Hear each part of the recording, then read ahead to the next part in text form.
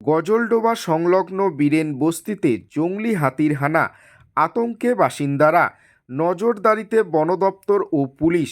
গজলডোবা সংলগ্ন বীরেন বস্তিতে শুক্রবার সকাল থেকেই চাঞ্চল্য ছড়ায় যখন হঠাৎ করে লোকালয়ে ঢুকে পড়ে একদল জংলি হাতি।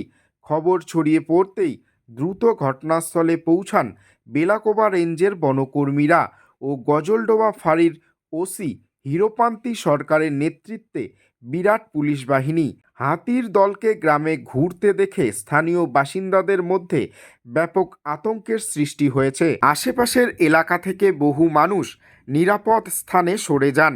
ঘটনাস্থলে ছুটে আসেন রাজগঞ্জের বিধায়ক খগেশ্বর রায়ও। তিনি পুলিশ এবং বনকর্মীদের সঙ্গে কথা বলেন।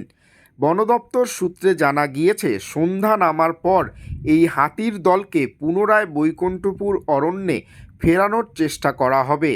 আবার যদি সন্ধ্যার আগেই দলটি নিয়ন্ত্রণের বাইরে চলে যায় তাহলে তারা লোকালয়ে ছুটে আসতে পারে। সেই কারণে এলাকা জুড়ে নজরদারি চালানো হচ্ছে এবং বনকর্মীরা প্রস্তুত রয়েছেন দ্রুত হস্তক্ষেপের জন্য।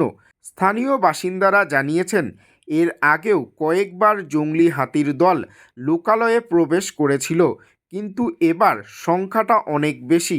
উল্লেখ্য, গত বুধবার এই এলাকায় হাতির হানায় এক শ্রমিকের মৃত্যু ঘটে। সেই রেশ কাটতে না কাটতেই গ্রামে আবার একদল জংলি হাতি। ফলে চরম উৎকণ্ঠায় দিন কাটাচ্ছেন বীরেন বস্তির এলাকাবাসীরা।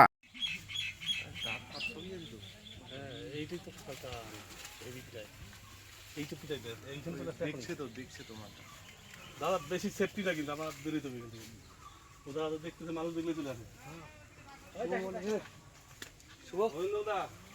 তাল পাবেন না, কিন্তু ঘুরে আসে তার টান আছে, পড়ে যাবেন। আরো 2 সেকেন্ডের মধ্যে চলে, 1 মিনিটের মধ্যে কিন্তু এখন ওইভাবেই ছিল, এখানে এরা ছিল না, 1 সেকেন্ডে এখানে চলে আসছে।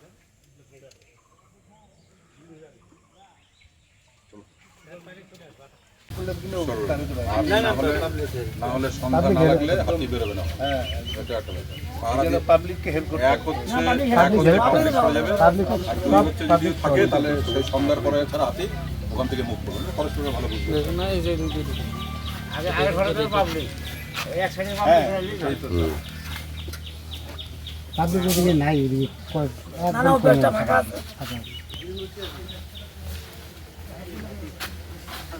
হ্যাঁ, ডিওপি সাহেব আসতেছেন?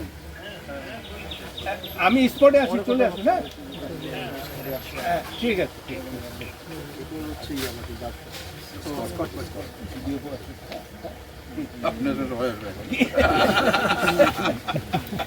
সকাল থেকে মেসেজ পাঠাইছি, ফোন করছি। ব্যাপারটা হচ্ছে আপনাদের কাছে আমি আরে এগুলো বললে তো হবে না।